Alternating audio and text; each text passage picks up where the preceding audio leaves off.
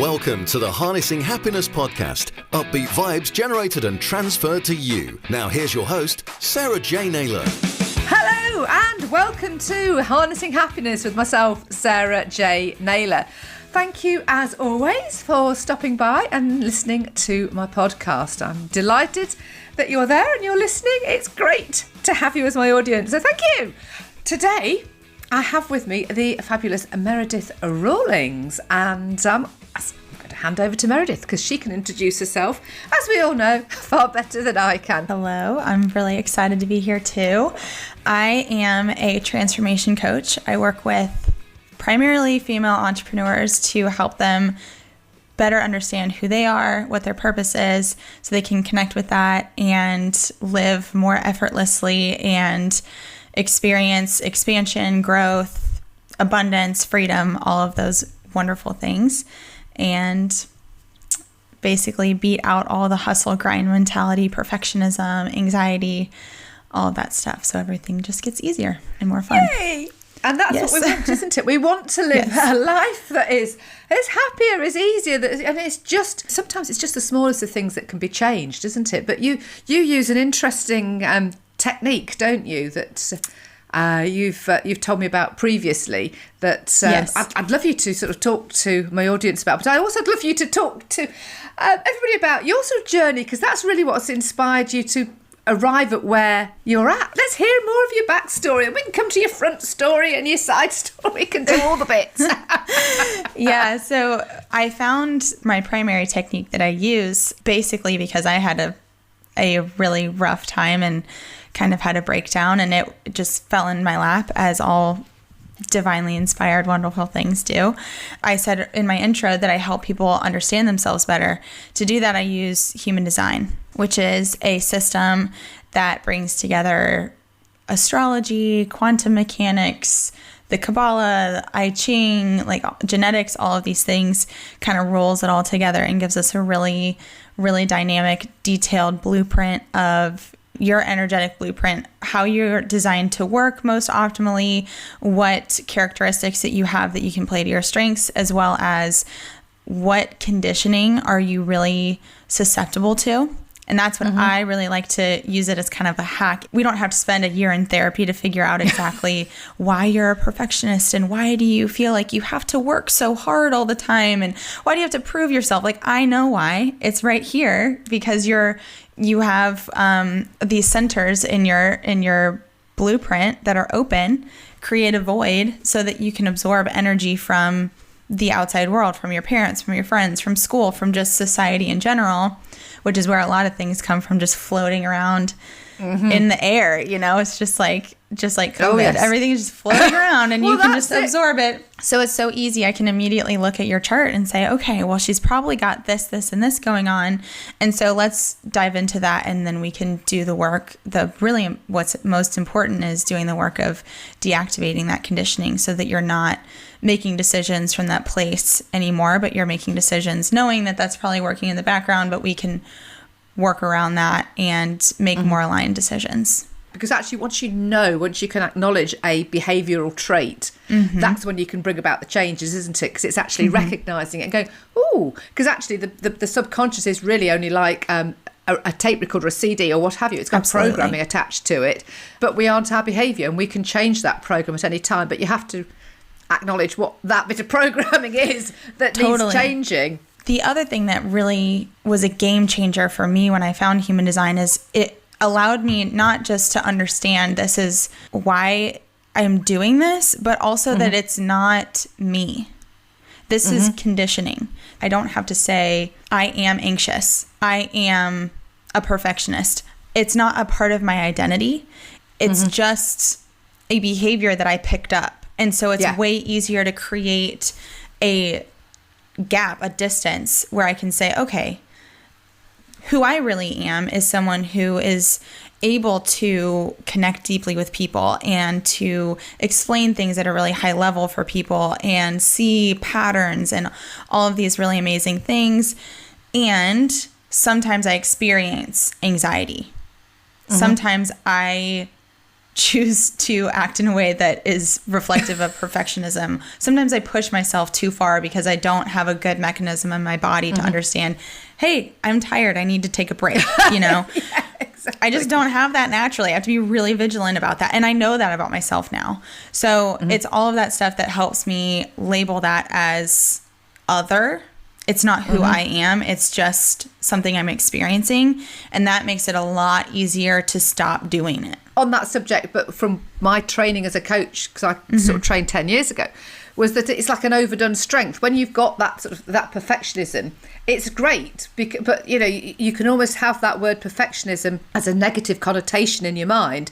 But actually, when you sort of break down that word, it's about that attention to detail. It's about that sort of, you know, looking at it, which is great. It's a fabulous trait to have, but it's when it becomes an overdone strength and it goes too far the other way, that's when it causes the issues. It's like when things are an underdone strength. It's trying to get that balance. It's trying to get that sort of middle ground. And, you know, it's like I get excited about stuff and you want to do things all the time. And then suddenly go, oh, no, done too much. Yes. To rein it in. Yes. And the way that I like to look at that exact thing, because I think balance is such a foreign concept to most of us that we can't even wrap our heads around what that would even look like. The way I describe it is there's a shadow expression of everything and there's a gift. The shadow expression may be doing way too much, trying to prove yourself, being hyper fixated on everything being a certain way, looking exactly this way, or like people perceiving you a certain way, et cetera, et cetera. The gift side of perfectionism is excellence. Is having a dedication to excellence and pursuing that value, which is not a bad thing. It's a great thing. It's how we have so many really great companies in the world and art and all of these things. And so if you're focused more on excellence, which is an evolving thing, and less on all of the murkier, less productive things, right? Like I need everyone to think that I'm perfect, which was definitely me for a really long time. Really long time. You know, if you can focus more on, okay, what's the more rainbows and sparkles expression of this that's actually going to help me feel excited to go to work? Because perfectionism especially can be crippling. It can get you to a point where you just don't even do anything. You're so unmotivated. You don't even want to try because there's no way it's going to turn out the way that you have it in your brain. So what's the point? And I hear what you're saying with that, because I think, you know, through sort of the experience of employing staff myself of the younger generation, you see, I'm getting old. How old am I? But, you know, millennials. But there's this whole generation that's brought up on sort of Instagram and this perfectionism and that it becomes paralyzing. That's the word. Whereas it's progress over perfection. The perfection is in the imperfection. We're all different. We're all unique. I mean, you know, crikey, I wouldn't want to look like a Barbie doll that's you know, been sort of photoshopped within an inch of a life anyway. Well, and that's part of the growth that I experienced, because I started my business doing body image coaching and intuitive eating coaching. So I was helping people see the gifts in their imperfection on a very external. Of course, everyone just came to me wanting to lose weight. I didn't care if you lose weight or not. You know, I want you to be healthy and I want you to be, you know, have your hormones balanced and all of that stuff. I don't care what you look like. I care how you feel. Yes, and absolutely. I learned that. I learned to solve that problem because I had multiple eating disorders when I was in college. And I was always extremely insecure from the time I was 10. I was really, really insecure about how I looked and compared myself to people constantly. And the things that I've noticed, especially in the last year, is I don't want to look like anybody else. You know, whatever imperfections that I have, you know, it makes me who I am. And that's what's really lovable, is that just who I am and how I am now. So, and the other thing that's really interesting, and this is how I found human design, was when I started my business, I realized that all of my perfectionism had moved from the way that I looked to my business, performing and getting results, making all this money. And I was like, oh my God, this feels like my eating disorder, but it's pointed at my business now. I was working 12-hour days. I was doing all of the things that everybody else is supposed to do. It was like diet culture, but like the bro sales mentality, the bro like entrepreneurial track of like, you have to do this, this, and this. And Tony Robbins wakes up at 4 a.m. and he does a cold dip. So like, that's what you have to do if you want to be a millionaire. Like all of that stuff. It was the exact same things running through my brain. It felt like a business eating disorder or something. Yeah, so you'd hooked onto that same pattern of behavior, but you'd applied it in a different direction. Yeah. Yes, and I notice this with my clients a lot, is like we have the same mechanisms, and this is why human design helps us hack into that. We just find a new way to apply it. It's a new level. Let's figure out, it's going to keep coming up if you don't really, really address the root cause. And so all of that kind of accumulated about 7 months into taking my business full time. And I was so exhausted. I was burnt out, anxious, depressed. I was in therapy trying to work through a bunch of the personal stuff that had happened. And nothing was working. Nothing was helping until I finally first allowed myself to get help. Really, really. So I let myself be talked into starting to take anti-anxiety medication, like the tiniest dose you could take. But it was a huge deal for me because I was like, that means that I failed. That means that I have to be dependent on something, blah, blah, blah. But 2 weeks later, I woke up and I was like, oh my God, this is how I normally feel. Yeah, it just brought me back up to, and I was doing all the things that that you are meant to do: exercising, eating well, drinking water, getting sleep, and I still felt terrible. And I was like, oh, this is how I normally feel. Okay, this is great. I can kind of move forward from here. And it was during those 2 weeks, my therapist, she said, I need you to take 3 days off. She wanted me to take a week off, and I panicked. I was like, can't do that. No, absolutely not. I will run out of money and die if I take 3 days off. Nope, can't do that. So I took 3 days, and on the second day, I heard a podcast where the woman who ended up being my mentor was talking about human design. And if I hadn't ask you that question, how you heard about it. If I hadn't paused and taken that time off, I wouldn't have had it opened the space for something new to come in. Right? Yes. And so people talk about it all the time, slowing down to speed up. I've experienced it so many times that it really is a crucial part of the process. So I ended up investing in her program. I really didn't have the money to do it at the time, but I signed a client the next day. Within 24 hours, I had that money back in my bank account. Just things like that show you're supported, you're on the right track, keep going. And it just kind of snowballed from there. I got certified the next year, and now I've pivoted my business from just talking about the body image things, because it's all the same. It's all the same mechanism, right? To expanding it into all of, business relationships, some body image, but usually it's a side effect of the deeper things. Yes, absolutely. So yeah. Yeah, no, I agree with you that. I think so much stuff comes from our formative years, whatever's happened in those first sort of 7 years, and that's sort of, what you've got to clear. And there's so many different tools and techniques out there that different things resonate with different people for different reasons. So, even for anybody that's listening, different people might have tried things. Oh, I've tried sort of alternative or holistic therapies or this or that and the other. But it's what, as you say, it's the right time, it's connecting with something, it's understanding, and you've got to have that readiness for change, haven't you? Something's got to just suddenly click and you go, right, this works, this resonates with me. And you, like you said, you sort of embraced it and you experienced it, loved it so much that you've trained in it and now you utilise it as well. So I'm still really, really fascinated about it, because obviously you've had a massive turnaround in your life, and you do use it. But you mentioned earlier that this human design thing is based on, there's astrology, the I Ching. What else did you mention? There was a couple of other, I think 5 things. So the chakra system, which I don't think I mentioned before. Oh, right. Yeah. Kabala, which is again, an Eastern, I think, Indian methodology, I Ching, quantum mechanics. Yes. And astrology. And so it's all rolled together. Genetics are in there as well. If you look at families, normally they have a lot of similarities. My mom and my brother, we've always known we're really, really similar. If you look at their charts, it's super similar. They're both manifesting generators. They're both, have a lot of the same centers defined and things like that. My dad and I are both projectors.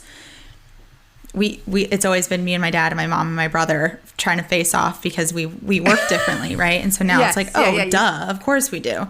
So it's just really interesting seeing that all shake out. So many layers of it that you can go as deep as you want. And I was not into spirituality, really. I was kind of, I had learned about the law of attraction and the way that you talk to yourself is the way that you create your life kind of thing, but I really wasn't super into it. This was the first thing where I was like, this sounds like a bunch of hooey, but let's just keep looking into it. And the more I got into it, the more accurate it got. And it was really, I was like, okay, well, I don't know why this is accurate, but it's super accurate. So let's just go with it. It's helping me. So let's just go with it. Interesting. Yeah. Cause I'd been introduced to it by myself, I can't remember how long ago, probably about 6 months ago, and I literally just put in the sample to get the free download, and I read it. But that my only sort of understanding of it at that point was it sort of like based on the astrology, but there's obviously so much more that's been behind it that I haven't actually obviously experienced as yet. Yeah, the astrology piece of it is one that I don't even usually get into with people until they've been working with me, at least on 2 or 3 calls, just because there's so much before that you want to get to. The conditioning piece is what normally if you book a human design reading with me, that's what we talk about the most on the first call.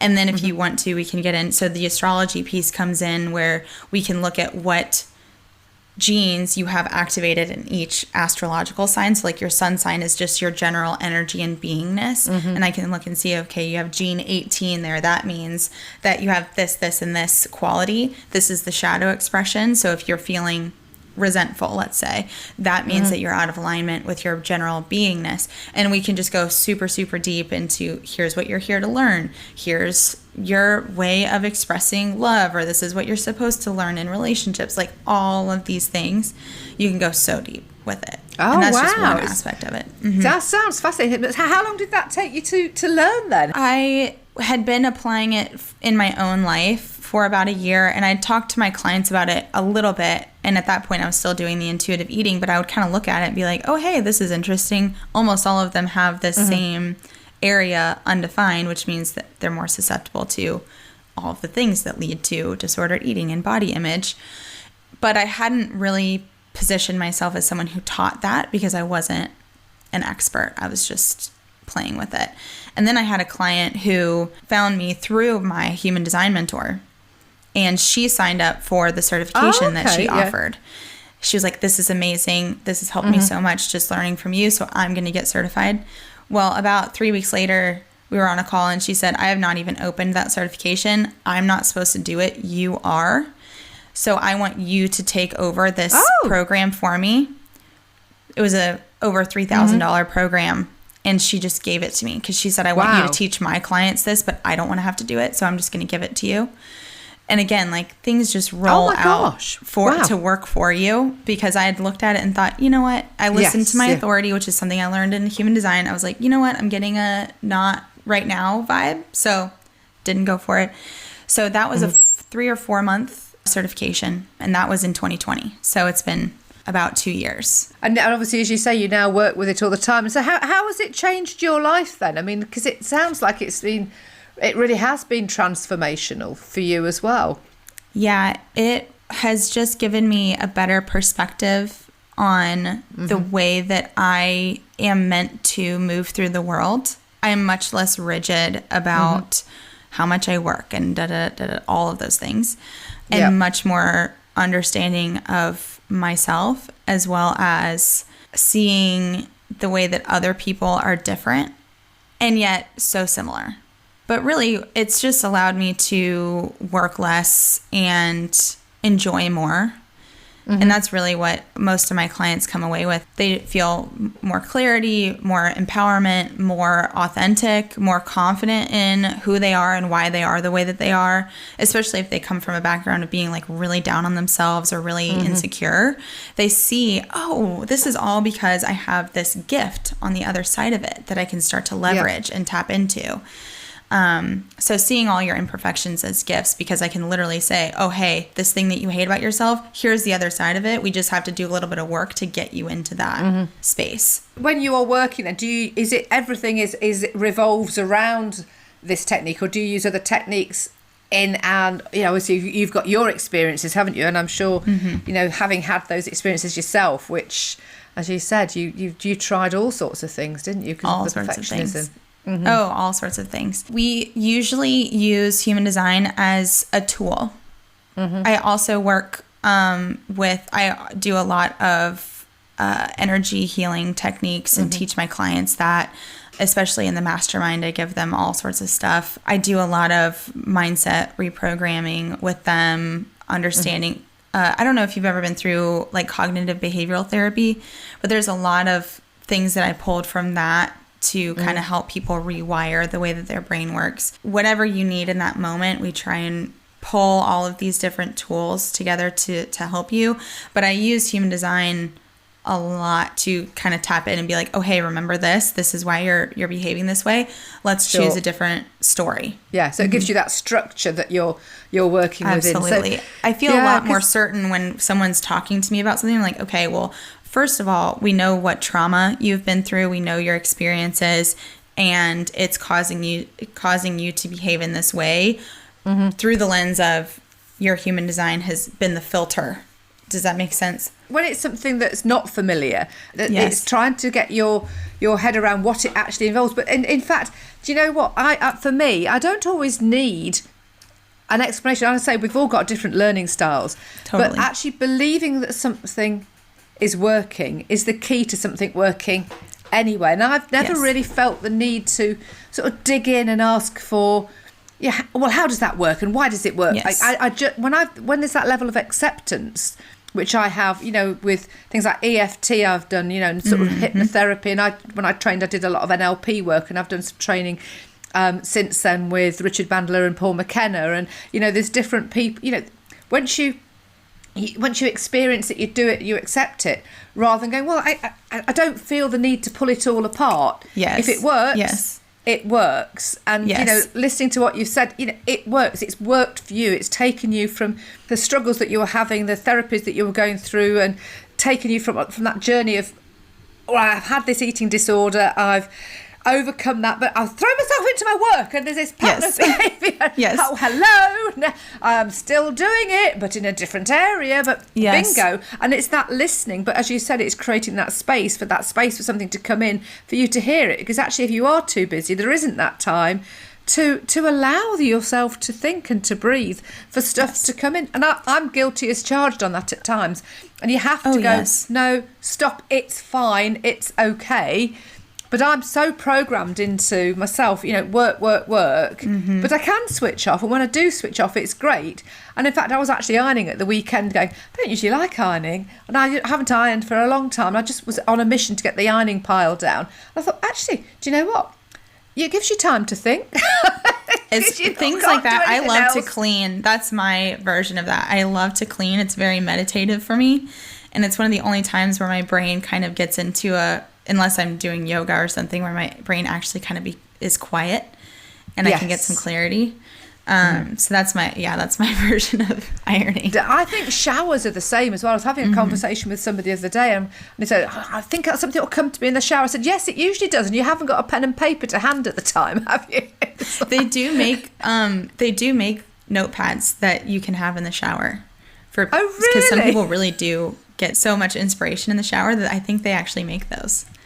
Now, you see, with you, because obviously we haven't said to the listeners, but they might have guessed by your accent that you aren't actually in the UK with me in the same room. Yes. You are I thought about saying that I am American. And you're in North Carolina. Yes.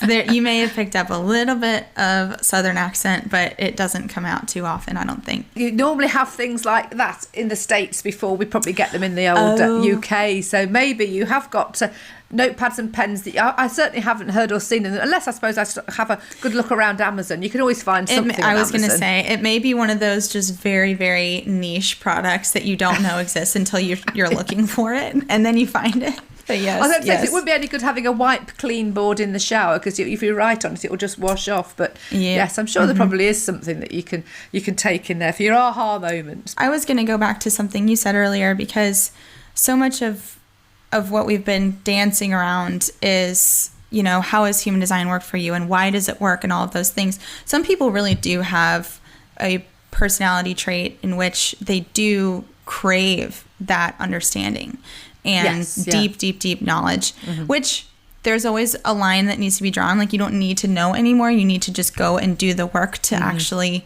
fix it. But so much of your experience is the story that you're telling about it.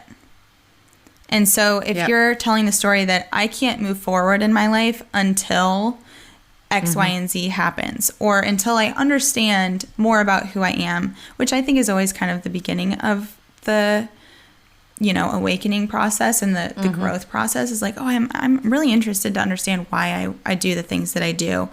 But it's all about the story you're telling yourself. And so the story I was telling myself when I started my business was, if I am not doing this, working this amount and reaching out to this many leads every single day and waking up at 5 a.m., even if it makes me exhausted and cranky and not productive, I have to do that or my business will not fail. And if my business fails, it means that I have failed.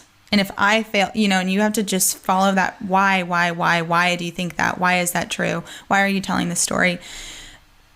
As soon as I gave myself the freedom to look at it from a different perspective and tell a different story. And now my story is, the more that I enjoy my life, the more money I make.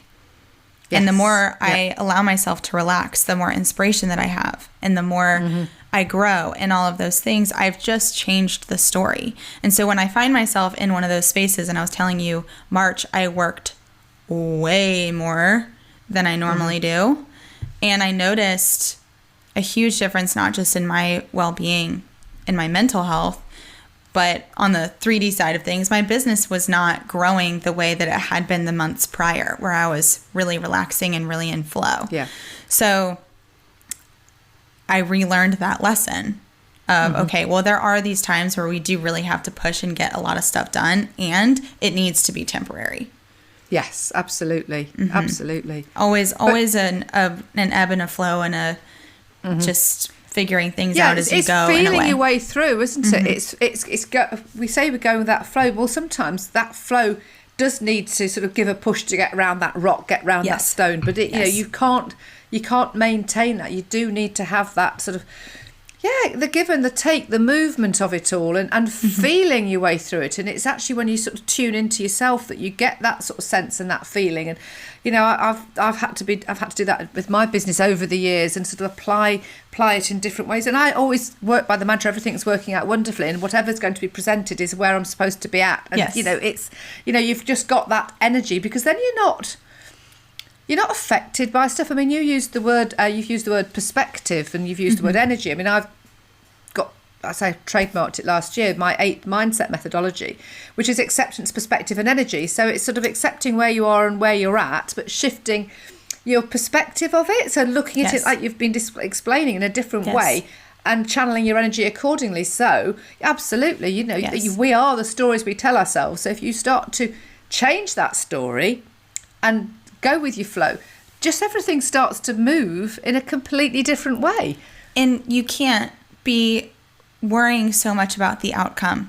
I'm doing a series right now on my social media where I'm sharing the 5 to 10 questions, I don't know, I'm just going to keep going until I run out, that I ask my clients over and over and over, and myself over and over and over, to help them move through things. And one of them is, are you trying to control the outcome? Are you too attached to the outcome?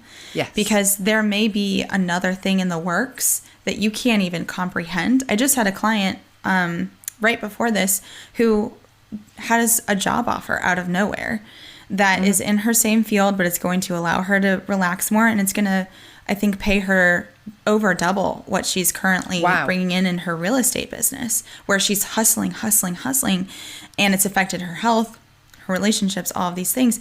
And all she did was say, you know what, I think I want to do something different. Just kind of show me what might be available. And a month later, she's had this job opportunity kind of fall into her lap. But all of her decisions have led up to that. And if she had started really stressing out and looking on LinkedIn and all this stuff, she wouldn't have found it. Right? It just fell into her lap. You know what? My favourite subject, manifesting your dream job. That's what I've written my book on. Yes. Because I mean, it's happened to me. It's happened to me several times over. And it's absolutely, it's making a decision about what it is that you want, but then letting go of the outcome. Letting go of the outcome, it's huge. Because what will be, will be. And I've had jobs come to me completely out of the blue. I've had 2 offers at the same time back, crikey, 2009, 2 identical offers from people I'd never spoken to before. They were just perfect for me, and they weren't. You go looking and you're up against everybody else if you're looking to apply for jobs through everywhere. But if you've got that mindset, and you'll recognise it when somebody approaches you, and it takes the strain out of it. Honestly, folks, if you're listening, just think about what it is you enjoy doing, get clear on that, and the opportunities will come. But you've got to recognise them, and you've got to act upon them. Absolutely. And another thing I was going to bring up, because I like to work not just in the, energy manifestation place. That's a really fun place to live. But I come from a very analytical science background. I love systems. I love to understand the mechanisms in our brain behind all of these things.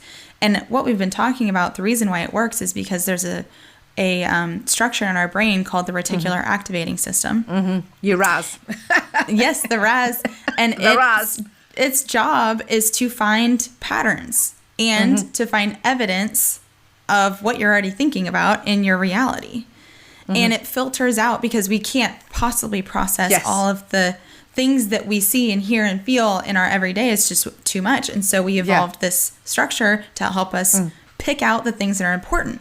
So if you're actively looking for all the ways that people are out to get you, and it's not working out, and it's too hard, and all of these things, then that's what you're going to find evidence for, even if there are a lot of wonderful things going on as well. You're just filtering it out. Absolutely. And so once you start changing that and training your brain to look for all the ways that it's working, all the ways that it's easy, all the ways that your life is abundant and you're surrounded by love and opportunities flow effortlessly to you, you are priming your brain to recognize those opportunities. And so even if bad things happen, like you said earlier, it doesn't affect you so much because you're not focused on it, you're not expecting it, and you just deal with it and you move on. That's one of the biggest things that I used to just fall to pieces. If anything went wrong, I would just lose it, call my mom crying. And honestly, she had to give me some tough love. She's like, you got to stop this. You got to stop calling me crying. You're, 21 years old, 22 years old. You don't need to do this the rest of your life. Like, it was okay when you were in college and like you had a lot going on, but you need to get it together. And now, if something that used to just it would just have completely triggered me and I would fall into pieces. Now I'm just like, okay, what's the solution? How do we move on? And it's done. Exactly. I work on the sort of solution-focused outcome thinking. Yes. Because it is what it is. You just deal with it. The more time you spend telling the story about why it's so terrible. Yeah. I was having a conversation with my son only last week about something he'd been asked to do that he didn't want to do. I said, Fred, just get on with it. Just do it. I know you don't want to do it. Get it out of the way. It's a tab that's open in your head that's causing you distractions from what you actually want to get on with. The sooner you deal with it and it's out of the way, because quite often I will have loads of things that are probably more important than the small things that need doing, but I need to clear up the small things so I know that they're not bothering me, they're not in my taking head. Up space.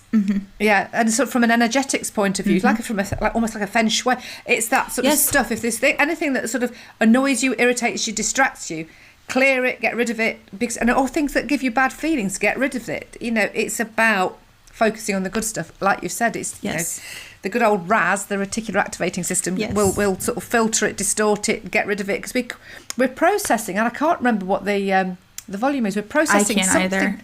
Like a million things a day. It's crazy. Yeah, and you can only think of, your conscious can only deal with it's sort of 5 to 7 pieces of information in your conscious mind at any one time. The rest of it has to go into your subconscious, and it's constantly absorbing information. Like even while we're sitting here talking, it could be sort of little bits of noise here. It could be the jumper that's actually touching your body, your t-shirt, where you're sitting, the jeans that you're wearing, or just experiencing. Your brain is constantly filtering, distorting, deleting, and just processing that information. You couldn't possibly think about it. Even like to say, I'm moving forward towards the microphone to talk to you. You can't think about that. You have to do it automatically. It has to go into your auto system. Oh God, the brain is an incredible tool. It's amazing. And they show, if you've ever taken a psychology class, they probably showed a video of, if you've taken one in the last 15 years, I should say, I know they show you this video where there's all these people passing a ball around, and you're supposed to follow the ball and watch the ball and where it goes. And at the end, they say, did you notice the dancing gorilla? And you're like, what? And you go back, it shows the video again, and now that you're watching for it, there's a person in a gorilla suit dancing through the crowd the entire time, and you didn't see it because you're watching the ball. Yeah. So there's a dancing gorilla out here trying to show you how easy and fun and happy your life can be, and you're just watching the ball of things that are annoying and inconvenient and terrible in your life. So it's like, watch the dancing gorilla. Don't think about pink elephants and watch how much you start thinking about pink elephants. Exactly. What makes you a happy person now, then? Exactly what we've been talking about. I look for all the reasons to be happy. Gratitude is a big piece, but really it's just enjoying all the tiny, tiny moments in my day that add up to it being a good life. Awesome. And that is it, isn't it? It's quite simple. That's it. It's very simple. Have you? I mean, obviously, your positive mindset now, and you've used that. We've kind of discovered that you've, through the tools and techniques, you use that now to sort of overcome and make your life sort of positive. But what top tips would you have for anybody sort of listening, apart from sort of the gratitude? Have you got anything else that you would sort of recommend for happiness? I think it starts with awareness and being aware without judgment. That's the key. Being aware of the things that are coming out of your mouth, especially. How are you talking about yourself? How are you talking about your life, your loved ones, your business, all of those things? And as you're becoming aware, think of, is that true? And if it is true, is it helpful that that's my truth? And just start to that's where I would start. Just kind of look for what story you're telling about your life, and then you can reverse engineer and start telling a more productive story if you need to. Perfect. And then, of course, all the tools we talked about, human design can help with that. Energy clearing can help with that. Journaling, all of those things. Yeah, there's so many tools and techniques. It's all down to what actually resonates with you, really, isn't it? I mean, try them. You've got nothing to lose. As what's the worst that can happen is another one of my favourite phrases. What's the worst that can happen? Really, without trying it. Try it, see if you like it. If you don't, doesn't matter. You might try it in 15 years' time and it might be absolutely spot on. But it's all about personal development, moving forward, advancement, enlightenment, wisdom, and living a happier life ultimately, and one that you can radiate. That's what I love about this podcast, because we have all these wonderful, fascinating, exciting, interesting conversations, and it's spreading this word, spreading this knowledge, spreading things that might have, even if it's just 2 or 3 people who are listening that go, aha, yes, aha, it's. We're all saying the same things. We're all just saying it in a slightly different way. That's what I've noticed. So yes, if absolutely. There's something that I've said that you may have heard 30 times, but I said it in like a specific way that clicked with you, that's awesome. It's those words, isn't it? Yes. That the Raz is picking up, that you've programmed into your head. Right. Exactly right. Oh, that resonates with me, because I was having yeah, ding, ding, ding, ding, ding. Yeah, it all fits into place. So, Meredith, thank you so much for being such a fabulous, fabulous guest. So how do people get in touch with you if they want to hear more about human design, or what else you've been doing, or what you've been up to, or just wanted just to check you out? Yeah, so I spend most of my time on Instagram. I have started playing with TikTok, which has been just kind of for fun. So I'm also on TikTok if you want to go follow me there. But my Instagram is @_Meredith Rawlings. You can find my website there. It's just meredithrawlings.com, as well as any details on programs, how to book a human design reading with me, and all that good stuff. Thank you again for being an awesome guest, and thank you all for listening. This has been myself, Sarah Naylor, at Harnessing Happiness. So if you've enjoyed this episode, please do rate and review, follow, subscribe, whatever it is you do on your platform, because you can access this from anywhere. And please do pop by again, and thank you for being such an awesome listener. I love you all. Take care wherever you are in the world, and here's till next time. Thank you and take care. Lots of love from me. Thanks for listening to the Harnessing Happiness podcast with Sarah J Naylor. If you took value from the content, please follow the show on your podcast app. And to find out more about Sarah's ape mindset, visit sarahjnaylor.com. That's Sarah